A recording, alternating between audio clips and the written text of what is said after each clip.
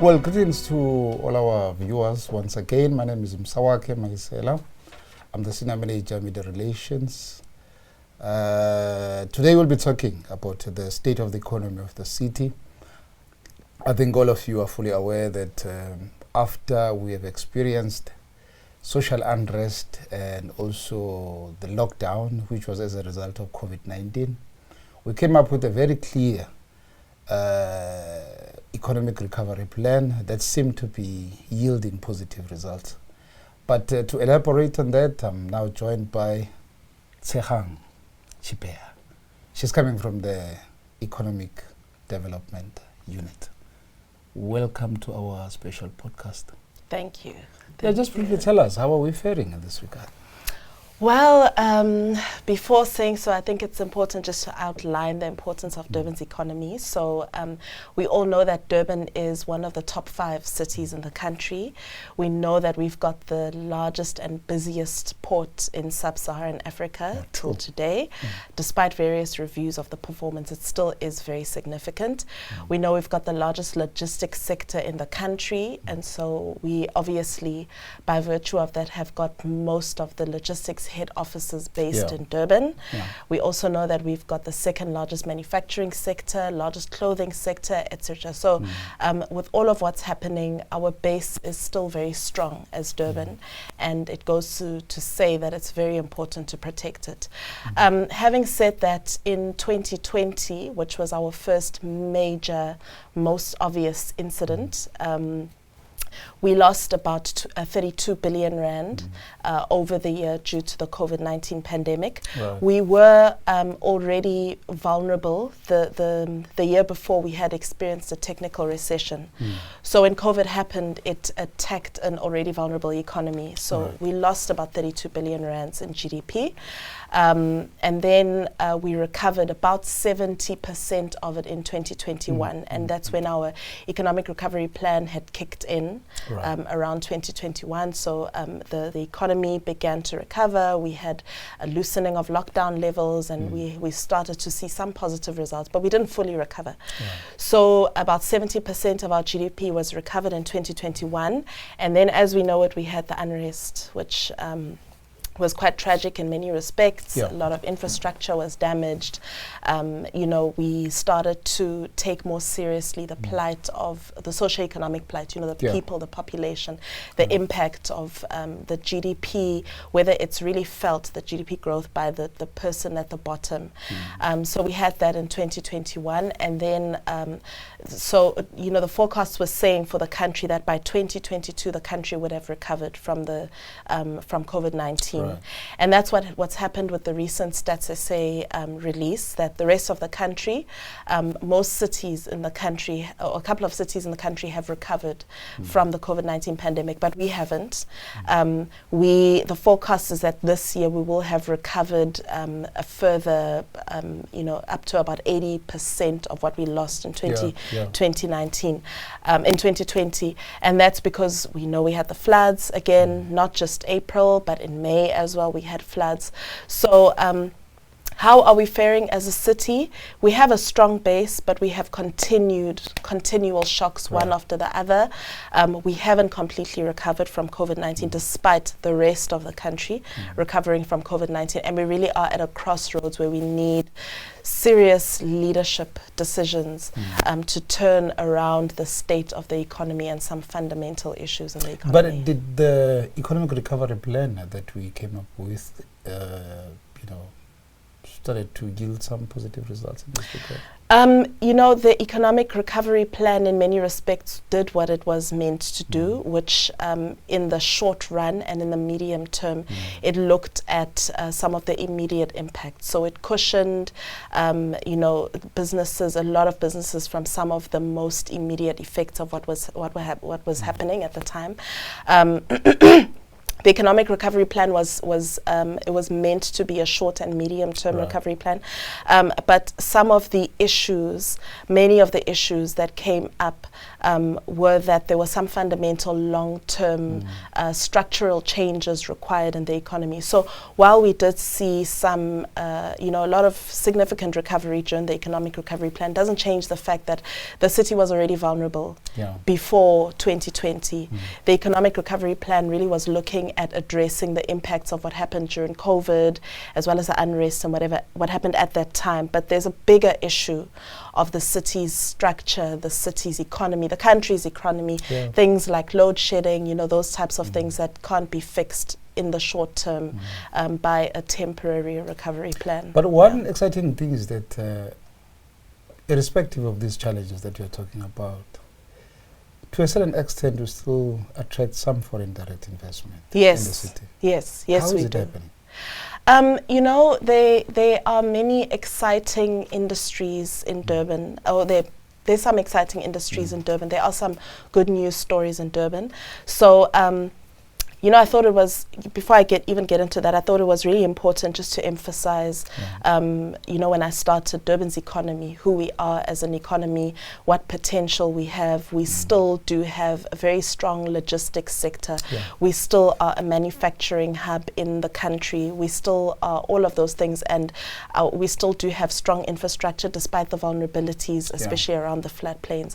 So there's still a lot of things that Durban can do to fix some of the issues, and Durban still does feature in the radar of investors, both foreign and local investors. We still have good infrastructure, as I said.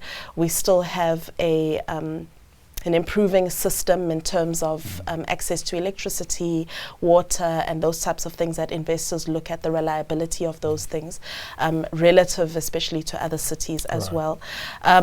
But that being said, we have a growth in the global businesses services sector, especially in the north of Durban. So Umhlanga and that center is attracting things like call centers, not only call centers but just global services where people can be based in Umhlanga but they're responding to calls in Australia or they're responding to calls in the UK, and people there relocate here because we've got the infrastructure, we've got well articulated people, we're an English speaking country, our time zone is well located, and it's a growing sector globally. And so Durban is well positioned to be able to take advantage of those things, and we have been.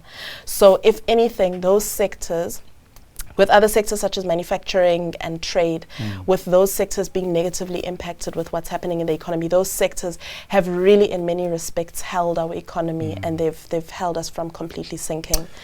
So I know that during the hard lockdown, the tourism sector was one of the sectors, or towered above the rest when it comes to sectors that were on the receiving end of that unfortunate period. Is that correct? That is correct. That is correct. The tourism sector as well as the trade sector, so your retail, your shopping centers, etc. Those sectors are almost immediately quite badly affected when things like that happen. Then again, to be fair, Durban's tourism sector was in a better position than tourism sectors in other cities. We are obviously more dependent on the domestic tourism sector than other cities such as Cape Town, for example, that are a lot more dependent on international tourism. And when international lockdowns happened, for a sector that's almost complete, for a city that's almost completely dependent in their tourism sector anyway on international tourism, they were really at a vulnerable stage. Our benefit was that we at least still attracted domestic tourists, and it became really one of our strong selling points. But that being said, the tourism sector was quite badly affected. I know we conducted some interviews even on the beach with people like your rickshaw drivers and that kind of thing, and they were really badly affected. Then again, the tourism sector is one of the first sectors, as well as the trade sector, to bounce back when the economy does open up again, and they do provide some hope for the city's recovery as well. One of the exciting things that I've seen after the unrest in particular is the speed with which the rebuilding process took place, with more especially when it comes to shopping malls and so forth. Do you want to say something about that? Yes. Yeah, it was very encouraging. At the time, many businesses did say that, in fact, with our recent survey, most, if not all businesses said that they did intend to reopen. Right. There were some businesses that needed some genuine convincing in terms of whether it's a safe place to relocate, etc. But from a business perspective, you look at things like labor, you look at infrastructure. There's the cost of remaining open, but if you think about closing, what's the cost of closing? You've already endured such a huge sunk cost by opening up in an area. So in some instances, it's more inconvenient to close down forever or to relocate than it is just to stay and hold the fort. So I think, one incident, the impact of one incident is not as significant than the impact of continued incidences. So I think what's important for Durban, having just looked at the response of businesses, is just to understand that, tragedies in the economy do happen, but it's important for us to learn from our mistakes and ensure that we prevent them from happening in the future. Because we won't get a huge mass exodus of businesses after one incident, but if it continues to happen over time, then businesses really start to reconsider and relocate. So there still is hope. And surely you must be having a message that you want to convey more to our residents, more especially to residents that are based in the townships where most of the looting took place. But also to a certain extent even here in the CBD, that with regard to protecting these businesses, because most of our families are employed there. What is it that you want to say to them? Yes, on the one hand, we fully we probably don't fully understand it, but we are aware of the genuine frustration. Most of us grew up in townships. I grew up in a township myself, and we see fully the frustration of seeing the country growing, but your own household or people around you not growing, and just the disillusionment of so what if there's development everywhere? If I don't feel it, there's no real impact for that. But I think the message that's important for us to convey is, on the one hand, we see the frustration, but on the other hand, there's a way that you can convey your message which actually ruins things more for yourself. It's like biting off the hand that feeds you. There is a way, and I think looting and unrest, they make the point, but they actually damage things in the long term.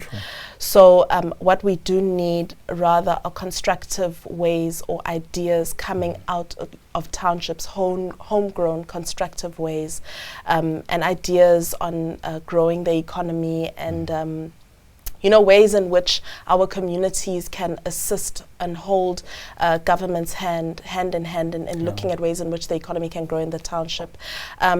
I think that, as the economic development unit and as the city, we're very open to different ways of thinking and how we can make the economy grow. Sometimes from a planning perspective, you're not completely aware of all of the ways that we can help the economy grow. We do need to work more hand in hand with those communities, but what we require is not more unrest. We require more engagement. We require more ideas. We require more young blood in coming up with ways in which we can repair the economy, not more destruction. It gets the message across, but it makes everyone poorer in the long term. Yeah, one of the challenges that you are experiencing as the city, or facing as the city of eThekwini, we are the only city here in KwaZulu-Natal, and obviously many young people will always consider to come to eThekwini for economic opportunities. But unfortunately, it's a fact that the city won't be able to provide employment that we require for all of us. I wanted to check, what plans do you have afoot to ensure that we cater for our young people? I know that it won't be overnight, but surely you must be having some programs that are aimed at making available economic opportunities for young people in eThekwini. Wow, there are a lot of plans that the city has. I'm not sure I'm able to articulate every single one of them. I know every unit and every department has its own plans. I know that we have a sector support program which looks at, which works a lot with different companies in the manufacturing sector mainly, because the manufacturing sector is so significant. I know that we have our business support unit that works especially with smaller businesses. I know we recently had our business fair in the south as well that looks at empowering smaller businesses.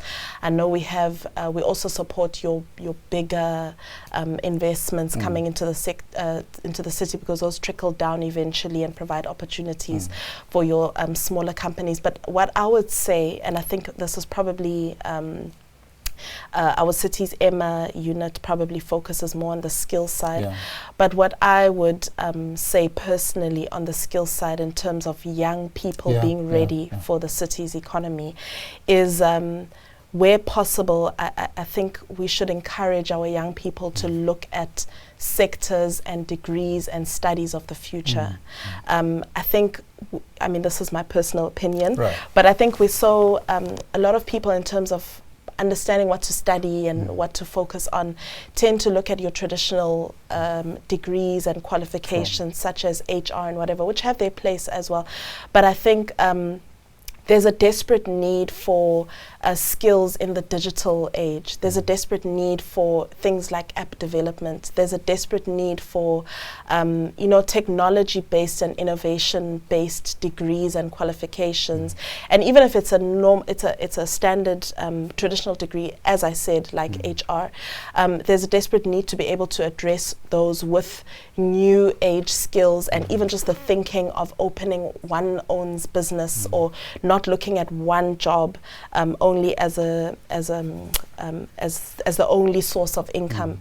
There's a desperate need for our young people to have the ability to have different businesses at the same time, multiple sources of income, and knowing skills or having access to skills that provide them with opportunities in the future. There'll come a time where if you don't have basic data analysis skills or basic app development skills, or knowing how to operate on social media, or knowing those types of things, you really won't have much hope in the economy. And if I were to advise anyone of anything, and I know our innovation program, or Innovate Durban, which came out of the city, does focus on that kind of thing. And there's a center in Umkhumbane where you're able to access those skills. I know that there is that the city does provide, but I would say that young people need to focus on that a whole lot more, as opposed to just studying your normal degree and waiting for a job. Yeah, I think you've hit the nail on the head, and we'd like to thank you so much for making some time to speak to us, but also to the public, because that is the main intention for this podcast, for the public to know what is it that you are doing as the city of eThekwini. Thank you so much. Thank you. Thank you very much. Well, there you have it. She has touched in quite a number of things, more especially the issue of our young people rethinking their careers, that now our economy has changed completely, so which means that we need to ensure that we guard against concentrating on streams that have become obsolete to our economy, and focus on streams that are going to meet the needs of what our economy is demanding right now. We thank you so much for watching.